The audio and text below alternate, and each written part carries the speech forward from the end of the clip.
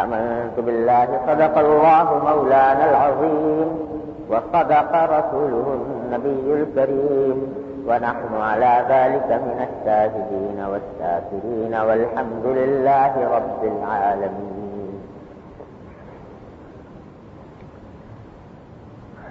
بزرگان محترم اور برادران عزیز،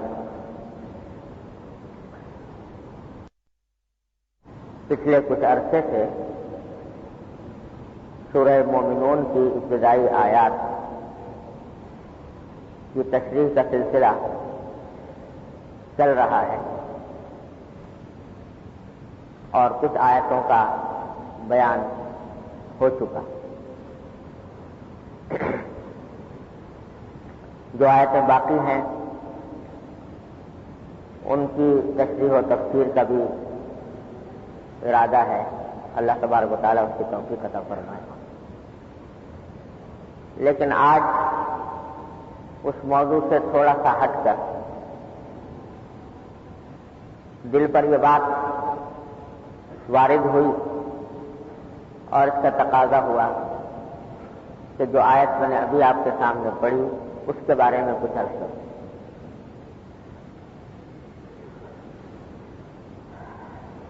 اللہ تبارک و تعالیٰ کے فضل و کرم سے پچھلے دنوں مسلمانوں کو دو عظیم عبادتیں انجام دینے کی توفیق اللہ تعالیٰ نے عطا فرمائی. ایک عظیم عبادت حج کی تھی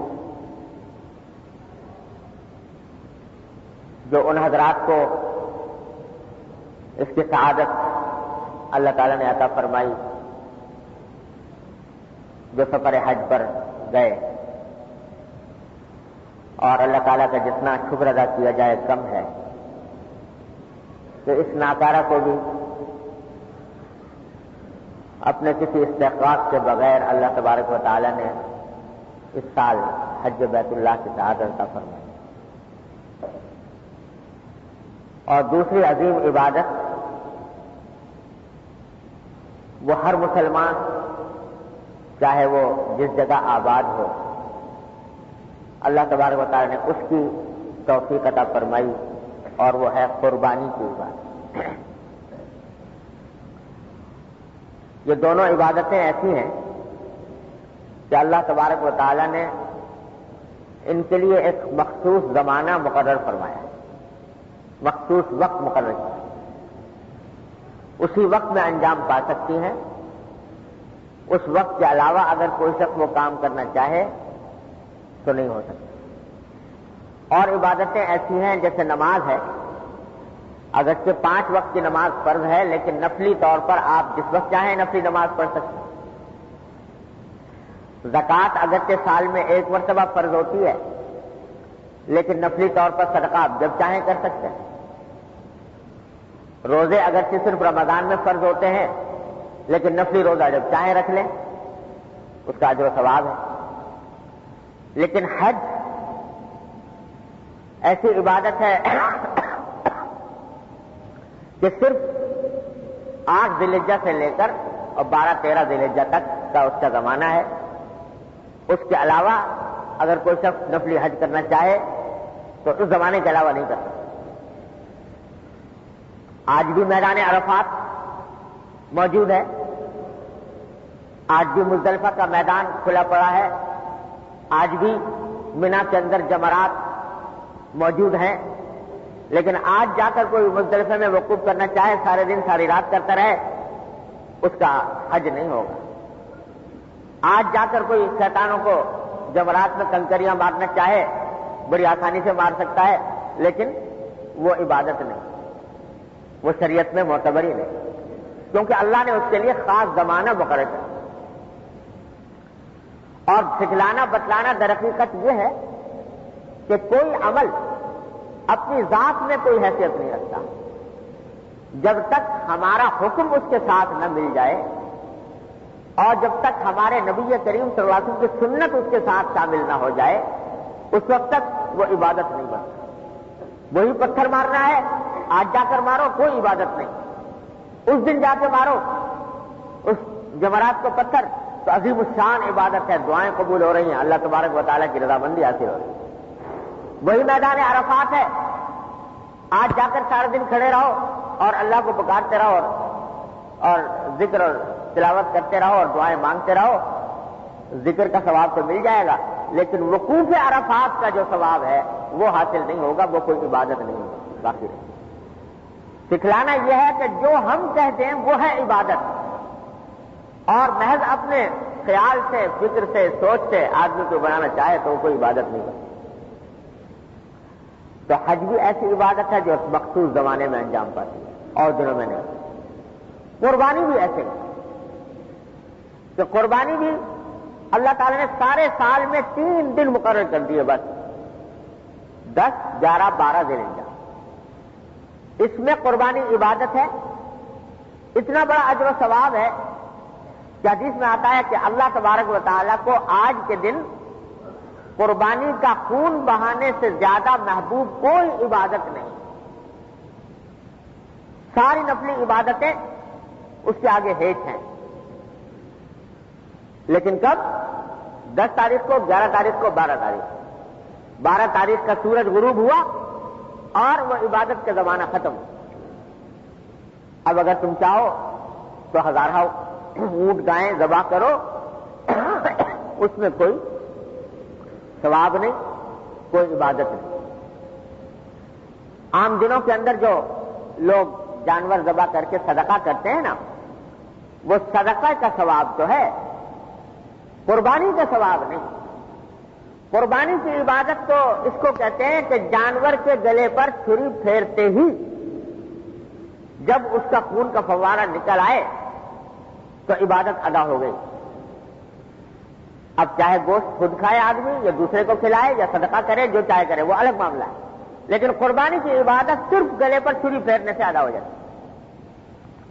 یہ عبادت سوائے ان 3 دنوں کے اور کسی اور وقت میں، اگر آج نفلی قربانی کرنا چاہو نہیں کر سکتے، کیونکہ اللہ تبارک و تعالیٰ نے یہ زمانہ قربانی کا نہیں ہوتا۔ ہاں، جانور ذبح کر کے گوشت صدقہ کر سکتے ہو، گوشت صدقے کا ثواب مل جائے گا، لیکن قربانی کا اجر و ثواب اور قربانی کی عبادت یہ صرف 3 دن کے ساتھ مخصوص ہے۔ اللہ تبارک و تعالیٰ کی حکمتیں ہیں، اس کی مشیتیں ہیں، اس کی مصلحتیں ہیں کہ جس عبادت کو انہوں نے چاہا خاص دنوں کے ساتھ مخصوص کر دیا، جس عبادت کو چاہا کہہ دیا سارے سال کرتے رہو، جب چاہو نفلی عبادت ادا ہو جائے گی۔ تو یہ 2 عظیم الشان عبادتیں جو ہیں، یہ اللہ تبارک و تعالی نے اس مہینے میں، ذو الحجہ کے مہینے میں مسلمانوں سے انجام دلوائی ہے، ایک حج کی عبادت اور ایک قربانی کی عبادت۔ دونوں عبادتوں میں ایک کلمہ ہے جو عبادت انجام دینے والوں سے کہلوایا گیا، حج کرنے والوں سے الگ اور قربانی کرنے والوں سے الگ۔ حج کرنے والوں سے کیا کہلوایا گیا؟ حج کرنے والوں سے کہلوایا گیا لبیک اللہم لبیک، لبیک لا شریک لک لبیک، ان الحمد والنعمت لک والملک لا شریک لک۔ حج کے دنوں میں جاؤ، جسے دیکھو اس کی زبان پر ایک ہی پکار ہے، لبیک اللہم لبیک، لبیک اللہم لبیک، لبیک اللہم لبیک۔ اور اس کلمے کو وہ شان بخشی اللہ تبارک و تعالی نے کہ روایات میں سے یہ بات معلوم ہوتی ہے کہ جب آدمی عمرے یا حج کے احرام کی حالت میں ہو تو لبیک اللہم لبیک سے زیادہ افضل ذکر کوئی نہیں۔ سب سے زیادہ افضل ذکر یہ ہے کہ یوں کہے کہ لبیک اللہم لبیک۔ چنانچہ جب احرام باندھتا ہے حج کرنے والا تو احرام باندھنے سے لے کر جمرہ عقبہ کی رمی کرنے تک یہ سلسلہ جاری ہے، زبان پر یہ کلمہ ہے۔ اوپر چڑھو تو کہو لبیک اللہم لبیک، نیچے اترو تو کہو لبیک اللہم لبیک، کھانا کھاؤ تو کہو لبیک اللہم لبیک، 2 آدمی آپس میں ملو تو کہو لبیک اللہم لبیک، اور جب نماز پڑھ کے فارغ ہو تو کہو لبیک اللہم لبیک۔ کوئی موڑ موڑو تو کہو لبیک اللہم لبیک. اترتے چڑھتے چلتے پھرتے ہر قدم پر یہ کلمہ کہلوایا گیا. کیا معنی ہے اس کے؟ اکثر مسلمان جانتے ہیں کہ لبیک کے معنی ہے، لبیک اللہم لبیک کے معنی ہے اے اللہ میں حاضر ہوں، اے اللہ میں حاضر ہوں. عربی زبان میں جب کوئی شخص کسی کو کسی کام کے لیے بلائے اور آواز دے اس کو کہ بھئی فلاں کام کرو، تو اس وقت عربی زبان میں یہ کلمہ بولا جاتا ہے لبیک. یعنی میں دل و جان سے آپ کے اس حکم کی تعمیل کے لیے حاضر ہوں، دل و جان سے آپ کے اس حکم کی تعمیل کے لیے حاضر ہوں. یہ کلمہ بولا جاتا ہے لبیک لبیک. تو عام طور سے یہ بات سمجھی جاتی ہے اور درست بھی ہے کہ جب اللہ تبارک و تعالی نے حضرت ابراہیم خلیل اللہ علیہ السلام کو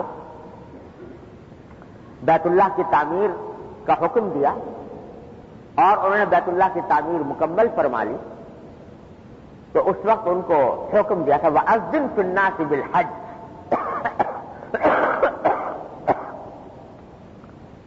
کہ سارے انسانیت کو اعلان کرو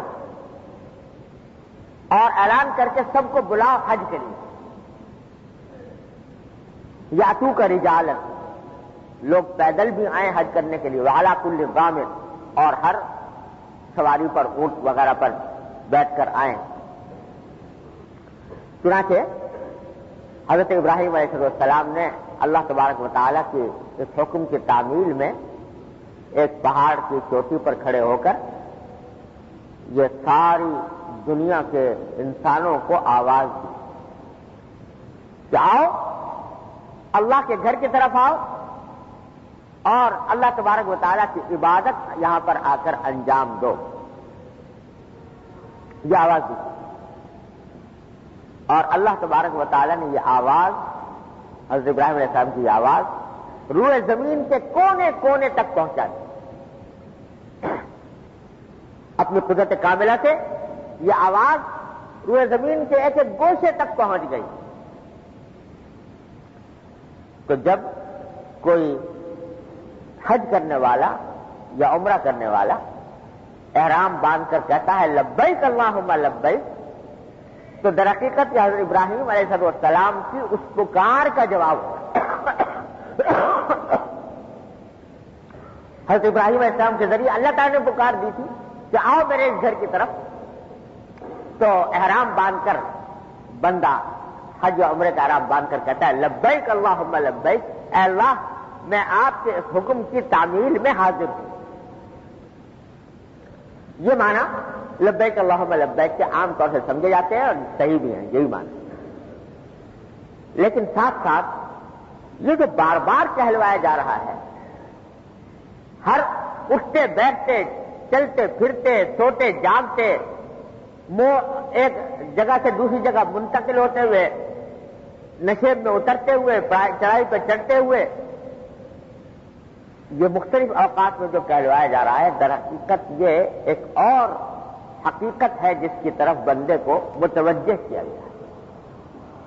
وہ حقیقت یہ ہے کہ اس وقت تو بے شک تم اللہ تعالیٰ کے حکم کی تعمیل میں حج کرنے آئے ہو اور عمرہ کرنے آئے ہو، لیکن ایک مومن کی زندگی کا ہر لمحہ در حقیقت لبیک ہے.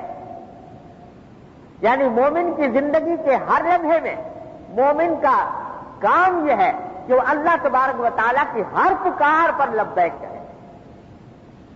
جب اللہ تبارک و تعالیٰ کا کوئی حکم آئے بندہ سر تسلیم خم کرے اور کہے لبیک اللہم لبیک، اے اللہ میں آپ کے حکم کے لیے حاضر ہوں.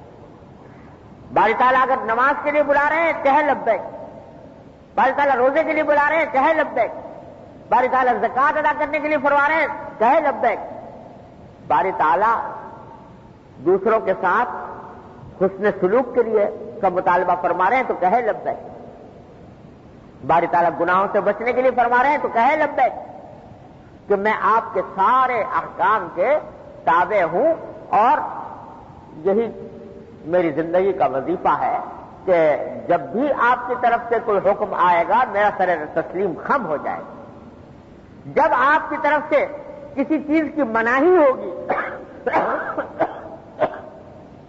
منع کیا جائے گا تو میں اس سے رک جاؤں گا. یہ ہے سبق جو حج میں، سارے حج میں، حج کے ارکان میں، اس وقت نہیں ہے تفصیل میں جانے کا، لیکن ایک ایک رکن میں، ایک ایک ادا میں یہ چیز انسان کو سجھائی گئی ہے اور اس کی ٹریننگ کی گئی کہ اللہ کے ہر حکم کے آگے انسان سر تسلیم خم کر. یہ کلمہ تو وہ تھا جو حج والے سے کہلوایا گیا. دوسری عبادت جو اس دور میں یا اس زمانے میں انجام دی گئی ہے اور وہ سارے عالم اسلام میں انجام دی گئی، وہ کسی خاص جگہ کے ساتھ مخصوص نہیں، وہ تھی قربانی. جب قربانی کر رہا ہے بندہ تو اس وقت اس سے کیا کہلوایا گیا؟ اس سے کہلوایا گیا قل ان صلاتی و نسکی و محیایا و مماتی للہ رب العالمین. کہ جب اللہ کے لیے جانور کو قربان کر رہے ہو تو زبان پر یہ کلمات ہونے چاہیے کہ اللہ میری نماز آپ کے لیے، میری قربانی آپ کے لیے، میرا جینا آپ کے لیے، میرا مرنا آپ کے لیے.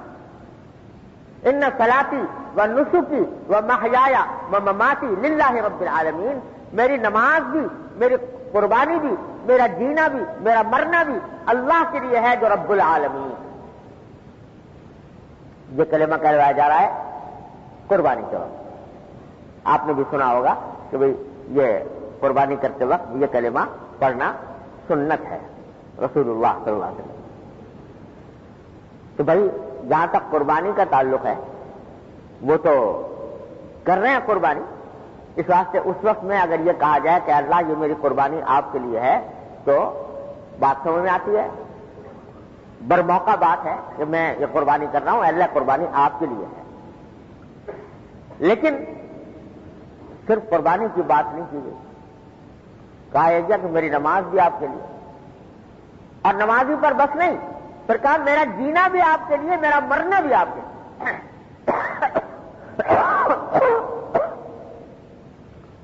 میرا جینا بھی آپ کے لیے، میرا مرنا بھی آپ کے لیے. یہ جو کلمہ کہلوا دیا گیا قربانی کے وقت میں، اس کا کیا مطلب؟ یہ در حقیقت قربانی کرنے والے کو یہ یاد دلایا جا رہا ہے کہ یہ مت سمجھنا کہ یہ قربانی کرنے کے بعد تمہارا کام ختم ہو گیا.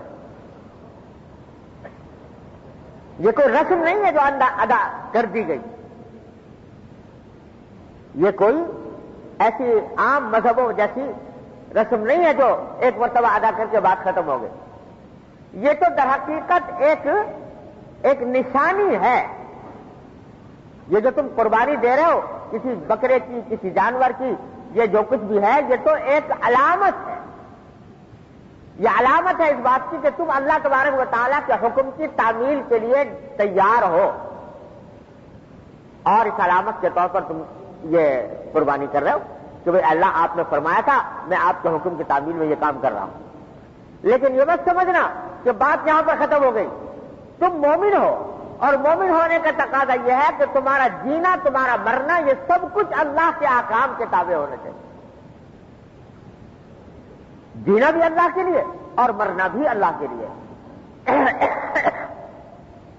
جو قربانی کرا کر تم سے در حقیقت ایک بات منوائی جا رہی ہے. کیا منوائی جا رہی ہے؟ وہ یہ منوائی جا رہی ہے کہ یہ قربانی دیکھنے میں تو کوئی اس کا فائدہ بظاہر نظر آتا نہیں. ایک بکرا تھا، اس کے گلے پہ چھری پھیر دی، ایک گائے تھی، اس کے گلے پہ چھری پھیر دی، پیسے خرچ ہوئے اور وہ جانور اللہ کو پیارا ہو گیا. دیکھنے میں تو کوئی عقل کی ترازو میں اس کا کوئی فائدہ نظر نہیں آتا. لیکن تم سے یہ کام اس لیے کرایا جا رہا ہے تاکہ تم اس بات کا مظاہرہ کرو کہ اللہ جب آپ کا حکم آ جاتا ہے کوئی کام کرنے کا تو چاہے میری سمجھ میں آئے یا نہ آئے، میری عقل اس کو مانے یا نہ مانے، مجھے اس میں فائدہ نظر آتا ہو یا نقصان نظر آتا ہو، لیکن میں آپ کے حکم کی تعمیل کروں، جیسے ابراہیم خلیل اللہ علیہ السلام نے کی تھی۔ حکم آ گیا کہ بیٹے کو قربان کر دو،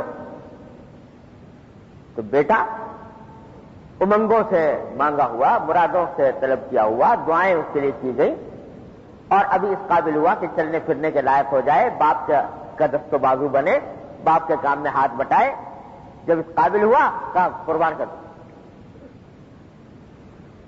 تو عقل کی ترازو میں تول کے دیکھو اس حکم کو، کہیں کوئی عقلی حکمت سمجھ میں آتی ہے، مصلحت نظر آتی ہے؟ اول تو قتل کرنا ایک بے گناہ کو کتنا بڑا گناہ ہے۔ قرآن کہتا ہے کہ اگر کوئی من قتل نفسا بغیر نفس او فساد فی الارض فکأنما قتل الناس جميعا، اگر کوئی شخص بے گناہ کسی کو قتل کرے، ایک آدمی کو قتل کرے تو ایسا ہے جیسے پوری انسانیت کو قتل کرے۔ اتنا بڑا گناہ بے گناہ کو مار دینا۔ بے گناہ بھی کون؟ نابالغ بچہ۔ اور بچے کے بارے میں حکم یہ تھا کہ اگر جہاد ہو رہا ہو کافروں سے تو اس کافروں سے جہاد کرتے ہوئے بھی ہر لشکر کو حضور تاکہ تلقین فرماتے تھے کہ تم جا کر جہاد کرو، لیکن کسی بچے کو نہ مارنا، کسی عورت کو نہ مارنا، کسی بچے کو نہ مارنا، کسی بوڑھے کو نہ مارنا۔ سرکار دو عالم صلی اللہ علیہ وسلم کی ہمیشہ یہ تلقین ہوتی تھی ہر جہاد کو جانے والے لشکر کے لیے۔ یہ تو ہماری نئی تہذیب کا شاخسانہ ہے، جو اپنے آپ کو امن کے علمبردار کہتے ہیں، کہ جو بم برسا کر بچوں اور عورتوں اور بوڑھوں سب کا خاتمہ کرنے پر تلے ہوئے۔ لیکن جناب نبی کریم رحمت للعالمین صلی اللہ علیہ وسلم نے بد سے بدتر حالات میں بھی صحابہ کرام کو تلقین فرمائی کہ لا تقتلوا ولیدا ولا امرأة ولا شیخا فانیا، کسی بچے کو نہ مارنا، کبھی کسی عورت کو نہ مارنا، کسی بوڑھے کو نہ مارنا۔ تو بچے کو مارنا تو اور زیادہ خطرناک گناہ ہے۔ یہاں کہا جا رہا مارو بچہ بھی کون؟ اپنا بیٹا۔ باپ اپنے بیٹے کو قتل کرے، اتنا بڑا جرم کہ جس کے برابر کوئی جرم نہیں ہو سکتا، لیکن حکم آ گیا اللہ کا، بیٹے کو مارو، قتل کرو، ذبح کرو۔ پلٹ کر ابراہیم خلیل اللہ علیہ السلام نے یہ نہیں پوچھا کہ یا اللہ اس حکم میں مصلحت کیا ہے، اس میں حکمت کیا ہے، اور کیوں، کس جرم میں میرے بیٹے کو قتل کیا جا رہا ہے؟ پلٹ کر نہیں پوچھا، حکم آ گیا تھا، تیار ہو گیا۔ بیٹے سے بھی امتحاناً پوچھا، امتحان لیا بچے کا، پوچھا کہ بیٹا میں نے خواب میں دیکھا ہے تمہیں ذبح کر رہا ہوں، بتاؤ تمہاری کیا رائے؟ بیٹا بھی ابراہیم خلیل اللہ علیہ السلام کا بیٹا، اور وہ بیٹا جس کے سلب سے نبی کریم رحمت اللہ علیہ صلی اللہ علیہ وسلم تشریف لانے والے، پلٹ کر اس نے بھی یہ نے کہا کہ ابا جان میں نے کون سی غلطی کی ہے، کون سا گناہ کیا جس کی پاداش سے مجھے یہ سزا موت کے گھاٹ اتارا جا رہا ہے؟ جواب میں یہ کہا کہ یا ابت افعل ما تؤمر، ابا جان جو حکم آپ کو ہوا ہے وہ کر گزریے، یا ابت افعل ما تؤمر ستجدنی انشاءاللہ من الصابرین، میری پرواہ نہ کیجیے، مجھے انشاءاللہ آپ صبر کرنے والوں میں سے پائیں گے۔ تو نہ باپ کو یہ شبہ ہوا کہ اللہ کا حکم تو عقل کے خلاف ہے، کیسے مانوں؟ نہ بیٹے کو شبہ ہوا۔ شیطان آیا بہکانے کے لیے، اور کہا کہ کیا کرنے جا رہے ہو؟ اپنے بیٹے کو قتل کر رہے ہو۔ حضرت حاجرہ کے پاس آیا کہ تمہارے شوہر کو دیکھو کیا ہو گیا، پاگل ہو گیا ہے کہ اپنے بیٹے کو قتل کرنے جا رہے ہیں۔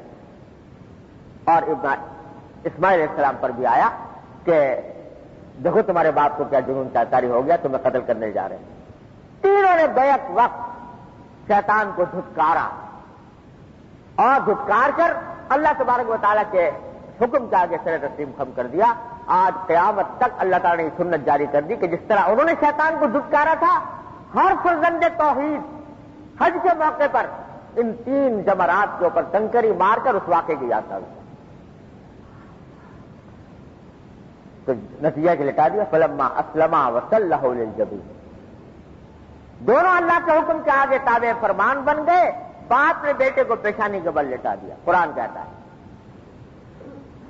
تو یہ سارا قربانی کا سبق دیا ہی جا رہا ہے کہ ہمارا جب حکم آ جائے تو چاہے وہ حکم عقل اور مصلحت کی کسی منطق کی روح سے تمہیں درست نظر نہ آتا ہو, تب بھی کیونکہ ہمارا حکم ہے لہذا تمہارا کام یہ ہے کہ سر جھکاؤ اس سے. تو یہ قربانی جو کرائی جا رہی ہے ہم سے آپ سے, در حقیقت یہ علامت ہے استطاعت کی, علامت ہے بندگی کہ اللہ ہم آپ کے ہر حکم کے آگے سر تسلیم خم کرنے کے لیے تیار ہیں, چاہے ہمارا فائدہ ہو یا نقصان ہو, عقل میں آتا ہو یا نہ آتا ہو, فائدہ نظر آتا ہو یا نظر نہ آتا ہو. یہ ایک علامت ہے, اور جب یہ علامت ہے تو آگے مطالبہ یہ ہے کہ تمہاری پوری زندگی وہ اللہ کے تابع فرمان ہونی چاہیے. محیایا و مماتی للہ رب العالمین, میرا جینا بھی اور میرا مرنا بھی اللہ کے لیے ہے جو رب العالمین ہے. میں قربانی ایک علامت کے طور پر انجام دے رہا ہوں, لیکن آگے ساری میری زندگی اللہ کے حکم کے تابع گزرنی ہے. اور میں اس بات کا ایک طرح سے عہد کر رہا ہوں کہ اب آئندہ جو زندگی آئے گی اس میں اللہ کے حکم کی اطاعت کروں گا. جو وہ کام اللہ کی طرف سے کہا جائے گا کرنے کے لیے وہ کروں گا, اور جس کام سے روکا جائے گا اس سے رک جاؤں گا. یہ سبق ہے پورے حج کا, اور یہ سبق ہے پوری قربانی کا. ادھر لبیک اللہم لبیک, اور ادھر ان صلاتی و نسکی و محیایا و مماتی للہ رب العالمین. یہ کلمہ کہلا کر ایک مسلمان سے تجدید کرائی جا رہی ہے عہد کی. ایک عہد وہ تھا جب پہلے تم نے کہا تھا اشہد ان لا الہ الا اللہ و اشہد ان محمد رسول اللہ. اصل عہد تو تم نے اس وقت کر لیا تھا کہ اللہ کے سوا کسی کی خدائی کو ماننے کو تیار نہیں, اور جناب محمد رسول اللہ صلی اللہ علیہ وسلم کو اللہ کا پیغمبر مان کر آپ کی تعلیمات کی اتباع کا ارادہ عہد کیا تھا تم نے کلمہ شہادت پڑھتے وقت. لیکن اب قربانی کے موقع پر اور حج کے موقع پر اس عہد کی تجدید کرائی جا رہی ہے, اس کو تازہ کرایا جا رہا ہے, اس کو یاد دلایا جا رہا ہے. تو ہم سب بھائی اس وقت چاہے حج کر کے بیٹھے ہوں یا قربانی کر کے بیٹھے ہوں, ہم سب نے ایک نیا عہد کیا ہے اللہ تبارک و تعالیٰ کے ساتھ. وہ عہد یہ ہے کہ ہم اپنی آئندہ زندگی اللہ تبارک و تعالیٰ کے احکام کے مطابق گزاریں گے. جو حکم آیا ہے اس پر عمل کریں گے, جس چیز سے روکا گیا ہے جن گناہوں سے اس سے بچنے کی کوشش کریں گے. اللہ تبارک و تعالیٰ اپنے فضل و کرم سے اپنی رحمت سے ہم سب کو اس عہد پر ثابت قدم رکھے, اس پر عمل کی توفیق عطا فرمائے. وآخر دعوانا الحمدللہ.